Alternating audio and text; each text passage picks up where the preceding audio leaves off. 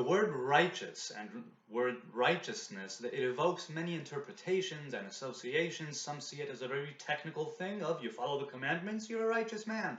Others see it as no, you lead a good life, you're a good person, you do good things, that makes you a righteous man.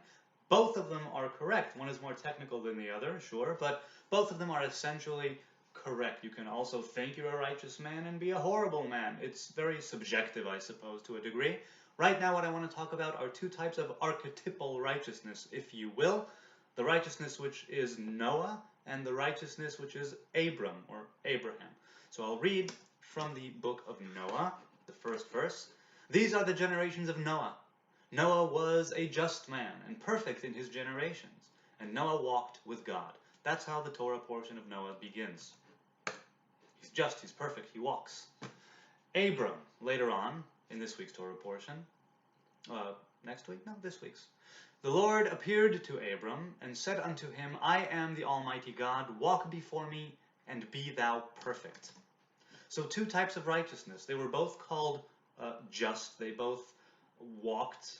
They both were said to be perfect or something. Or it's similar. It's very similar. The reason is Noah is very much an introverted type of righteous man, right? He's living his life. He gets the call to build an ark. He does it. He takes in the bare minimum of humanity, the bare minimum of all living things. He sets them apart, and while the world is being destroyed outside, he is protected in his ark, and he is a survivor. It's a survival thing, in a way. Whereas Abraham is proactive. He goes forthrightly into the world. He builds altars wherever he pitches his tent, and he is already on the road to the land of Canaan when he gets the divine call. That's something that I never stop to marvel at. Abram, does not get the call out of nowhere.